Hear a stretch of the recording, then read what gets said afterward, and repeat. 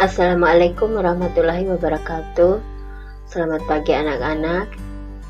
Salam sejahtera untuk kita semua. Semoga kita selalu dalam lindungan Allah Subhanahu wa Ta'ala. Sekarang kita masuk pada pelajaran biologi. Kita masuk pada pertemuan pertama, di mana kita akan membahas tentang ruang lingkup biologi. Mengenal biologi dalam kehidupan. Di sini ada pengertian daripada biologi. Bahasa Latinnya biologi, bios artinya hidup, logos artinya ilmu. Jadi di sini biologi adalah ilmu yang mempelajari tentang seluk-beluk makhluk hidup. Baik dari objek dan permasalahan yang dikaji dalam biologi adalah makhluk hidup dan faktor-faktor pendukung kehidupannya. Adapun ciri-ciri makhluk hidup, yang pertama bernapas. Bukan makhluk hidup ya kalau tidak bernapas. Itu dikatakan ciri-ciri daripada makhluk hidup. Yang kedua bergerak. Bergerak dalam artian di sini semua makhluk hidup itu dapat bergerak. Nah, gerakan masing-masing daripada makhluk hidup itu tidak sama. Di sini manusia dan hewan bergerak itu dapat berpindah-pindah dari suatu tempat ke tempat yang lain, atau disebut gerak aktif. Nah, kalau pada tumbuhan dapat bergerak karena adanya rangsangan.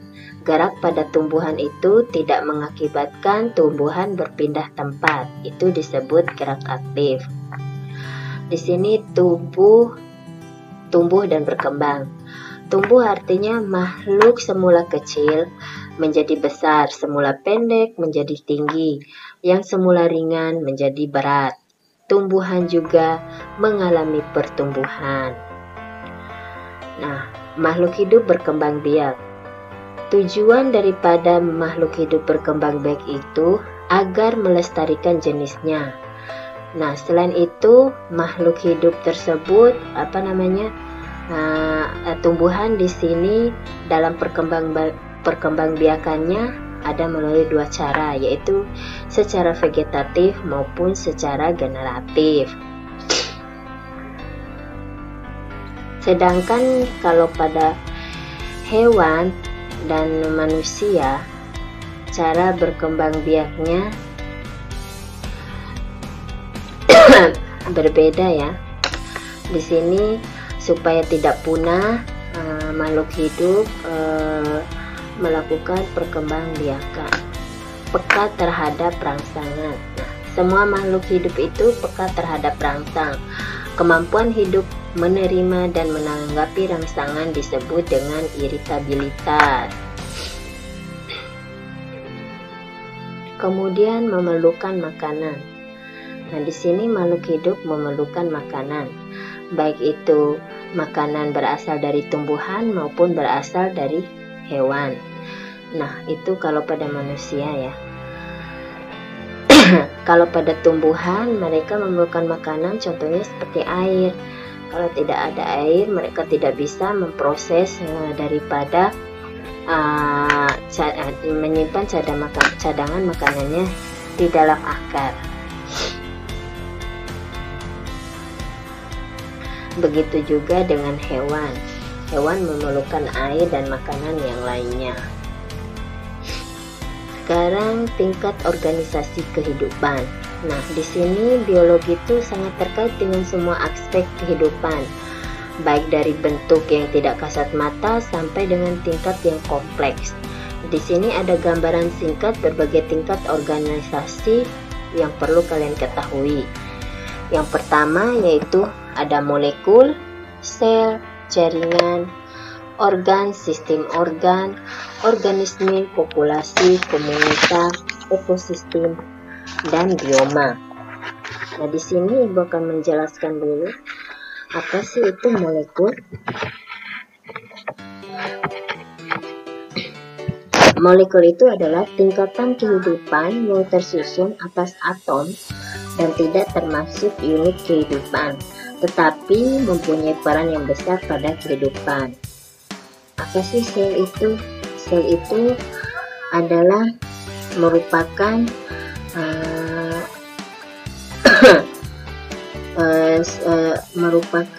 tersusun atas molekul-molekul yang merupakan tingkatan pertama dari kehidupan atau unit terkecil daripada suatu kehidupan. Apa sih jaringan? Kalau jaringan itu tersusun dari sekumpulan sel yang memiliki bentuk dan fungsi yang sama. Nah, berbagai jaringan yang berbeda yang terkumpul dan mempunyai fungsi dan tugas yang sama itu disebut dengan organ. Nah, organ-organ yang saling berhubungan dan bekerja sama untuk menjalankan fungsinya itu disebut dengan sistem organ. Nah, sistem organ yang bergabung dan mendukung fungsi hidup disebut dengan organisme atau individu. Organisme atau individu ini dikatakan satu. Kemudian populasi. Populasi adalah individu atau organisme yang berkumpul di suatu wilayah tertentu. Sehingga di sini komunitas adalah kumpulan beberapa populasi pada suatu waktu dan wilayah tertentu. Populasi di sini bisa dikatakan, kalau di sini ada tanaman mangga, semuanya di kebun itu mangga, itu dikatakan populasi mangga. Nah, komunitas adalah sekumpulan beberapa populasi pada suatu waktu dan di wilayah tertentu. Contohnya di situ ada beberapa macam populasi. Di suatu sawah ada populasi belut, ada populasi ulat, ada populasi serangga. Kalau ekosistem di sini adalah hubungan timbal balik antara lingkungan dan makhluknya. Itu dikatakan ekosistem. Sedangkan bioma adalah dalam bentuk dan luasan yang lebih besar, kita disebut dengan bioma. Di sini ada beberapa konsisten klasifikasi alam kingdom. Di sini ada protista, ada animalia, ada fungi, bakteria, archaeopteria, dan plantae. Di sini ibu menuliskan jelasin satu-satu. Kemudian di sini ada cabang-cabang ilmu biologi. Cabang-cabang ilmu biologi di sini ada virologi, ilmu yang membahas tentang virus. Sedangkan mikologi adalah ilmu yang mempelajari tentang jamur. Sedangkan geologi ilmu yang mempelajari tentang dunia hewan. Botani adalah ilmu yang mempelajari tentang dunia tumbuhan. Entomologi adalah di sini ilmu yang mempelajari tentang serangga. Keterkaitan biologi dengan ilmu yang lain. Banyak sekali keterkaitan antara ilmu biologi dengan ilmu yang lain. Ada keterkaitan dengan kimia, fisika, matematika, ekonomi, geografi, sosiologi, sejarah, TIK, bahkan antropologi. Semuanya daripada ilmu-ilmu ini sangat berkaitan dengan biologi. Apa sih dampak negatif perkembangan teknologi? Di sini kita mengalami berbagai dampak perkembangan teknologi yang sudah dimodifikasi tentunya, seperti di sini ada kerusakan ekosistem di dalam laut. Nah, kalau kerusakan ekosistem di dalam laut bisa mengakibatkan tanaman-tanaman atau biota-biota di dalam laut itu akan punah. Nah, bagaimana supaya ekosistem laut tidak punah? Maka kita harus menjaga daripada air laut itu dari pencemaran bahan-bahan kimia dan sebagainya. Kemudian hama menjadi resisten akibat penggunaan pestisida. Penggunaan pestisida yang berlebihan maka akan mengakibatkan hama menjadi rusak. Tumbuhan di sini menjadi rusak karena terlalu banyak penggunaan daripada pestisida. Di sini ada senjata biologi, bukan senjata nuklir, yang bisa mengakibatkan dunia hancur dengan adanya teknologi yang tidak bermanfaat. Kemudian dampak positif perkembangan teknologi. Dampak positifnya di sini pada bidang pertanian yaitu pada kultur jaringan. Di sini teman bisa lihat ada gelas. Kalau kultur jaringan ini yaitu untuk menyediakan bibit tanaman yang berkualitas secara tepat dan efisien kalau di bidang kultur jaringan. Kalau pada bidang peternakan atau inseminasi buatan, nah di sini inseminasi buatan pada hewan ternak itu untuk mendapatkan keturunan yang unggul. Kalau pada bidang kesehatan, sendiri, di sini manfaatnya contohnya pada bidang kedokteran. Kalau pada bidang kedokteran bisa mengidentifikasikan berbagai macam penyakit, baik itu yang disebabkan oleh virus maupun di bidang industri. Di sini ada susu fermentasi atau disebut dengan milk. Biologi dalam berbagai proses. Nah, dari pemahaman berbagai tingkatan hingga kemajuan teknologi yang dihasilkan di bidang biologi, maka kita bisa menghasilkan profesi yang menarik yaitu di bidang mikrobiologi dan bidang bioteknologi.